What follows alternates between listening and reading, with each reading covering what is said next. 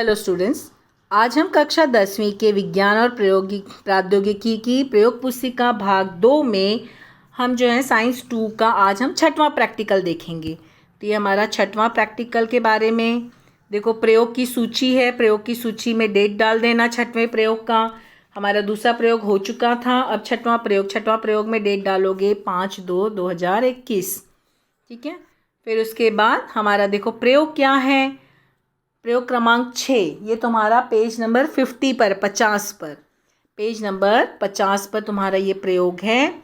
तो देखो यहाँ पर प्रयोग क्या दिया है, उद्देश्य क्या बोला है, असंपृष्ट रज्जु प्राणियों की विशेषताओं का अध्ययन करना, केचुआ और तिलचट्टा। केचुआ के बारे में, केचुआ तुमने अक्सर देखा होगा ना, बारिश के मौसम में रहता है। तिलचट्टा यानी कॉकरोच, तुम्हारे तो अधिकतर ये भी बारिश के सीज़न में सब दिखाई देते हैं।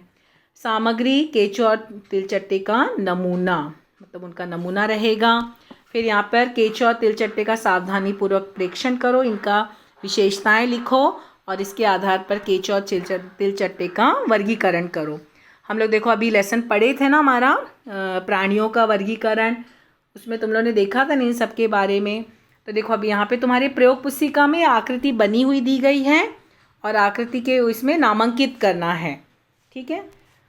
तो यहाँ पर ये देखो, इसका ये मुख है, फिर यहाँ पर ये जो है मादा जनन छिद्र है, ये नर जनन छिद्र है, ये प्रमेखला है।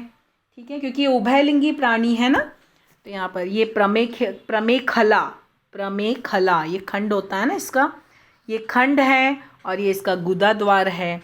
तो इस तरह से ये नामांकित कर लेना। प्रयोग पुस्तिका में इस तरह से नामांकित करने के लिए बॉक्स दिए हैं, अच्छे से लिख लेना उसको, नीट एंड क्लीन सब होना चाहिए। पेन से ही लिखोगे, सब पेन से ही लिखोगे। फिर यहाँ पर नीचे, उसके नीचे लिखा है केचुए का वर्गीकरण। तो वर्गीकरण में ये जगत क्या है, इसका प्राणी जगत है, तो प्राणी में ही आया ना। फिर उप जगत क्या है, असंपृष्ट रज्जु। असंपृष्ट रज्जु, ये हम लोग देखो प्राणियों का वर्गीकरण पढ़े हैं ना, उसमें भी हमने बताया, उस वीडियो में बताया गया था। फिर यहाँ पे संघ क्या है, सखंड कृमि। देखो असंपृष्ट रज्जु है तो सिर्फ उसके संघ आए, क्योंकि असंपृष्ट रज्जु को संघ में डिवाइड किया ना। संपृष्ट रज्जु आया तब वहाँ पर जो है उपसंघ, उपवर्ग, वो सब आ जाएगा ना, कई चीज़ें आ जाती हैं ना। तो यहाँ पर जो है तुम्हें फिर अभी क्या आया, ये सखंड कृमि। संघ में क्या आया, सखंड कृमि। फिर उसके बाद उसके नीचे तुम्हें प्रेक्षण दिया। एग्जाम में भी ऐसे ही आएगा, आकृति तुम्हें जो है नामांकित करना होगा, फिर वहाँ पर उसका वर्गीकरण सब भरना होगा, और फिर जो विशेषता, आप देखो केचुआ की विशेषताएं प्रेक्षण में लिखना है ना। तो यहाँ पर क्या दिया है, केचुए का शरीर लंबा, गोलाकार तथा खंडयुक्त होता है। शरीर के दोनों, यहाँ पर क्या है, लंबा, गोलाकार, खंडयुक्त। और फिर उसके बाद क्या है, शरीर के दोनों विलोम सिरों पर क्रमशः डैश और डैश होता है। तो क्या आएगा, मुख और गुदा द्वार। ठीक है।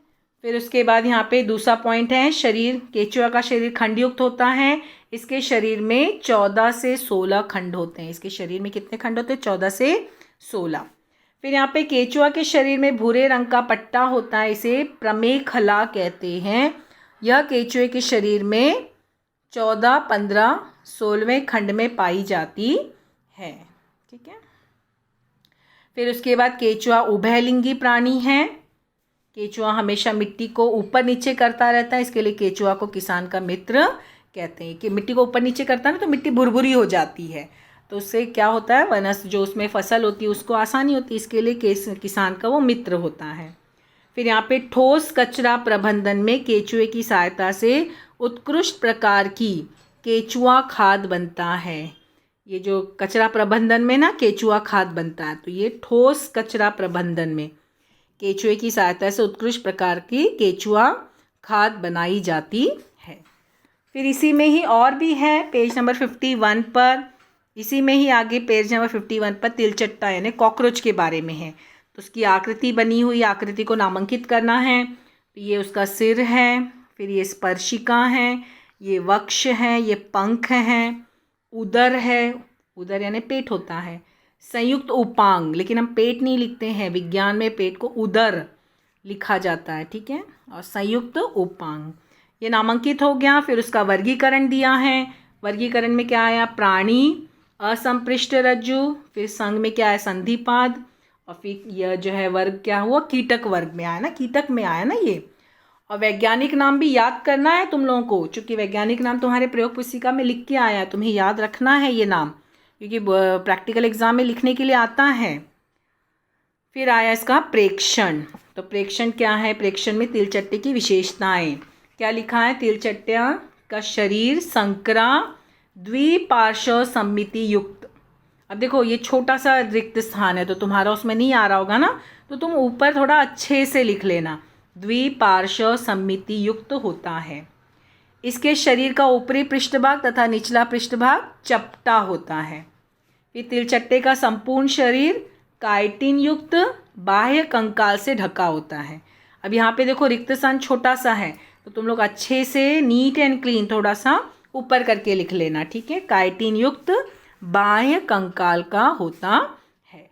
फिर तीसरा पॉइंट है, तिलचट्टे का शरीर सिर, वक्ष तथा उदर में बटा होता है। 3 भाग में उसका बटा होता है ना, हम लोग देखो प्राणियों का वर्गीकरण में पढ़े थे ना, तो यहाँ पर तो सिर, वक्ष और तथा उदर। फिर तिलचट्टे के सिर पर 2 जोड़ी संयुक्त नेत्र और 1 जोड़ी स्पर्शिका होती है, ठीक है। फिर उसके बाद क्या बोला है, 5वां पॉइंट, तिलचट्टे के शरीर में पैरों की 1 जोड़ी होती है, पैर की सिर्फ 1 ही जोड़ी होती है। ये 6वां पॉइंट, तिलचट्टा रात्रिचर कीटक है। ये रात में निकलते हैं ना मोस्टली, दिन में इतना नहीं दिखाई देते, रात में दिखाई दे, जब रात में ये निकलते हैं, इसलिए इसको रात्रिचर कीटक है। तो इसके लिए मानव में रोग का ये प्रसार करते, गंदगी में रहते हैं ना, तो ये जब आते हैं कोई भी सामान को छूते तो इनके इसमें जो पैरों में पंखों में सब चिपके रहते कीटाणु, तो फिर वो उससे क्या होगा कि वो जो है मानव में रोग का प्रसार करते हैं।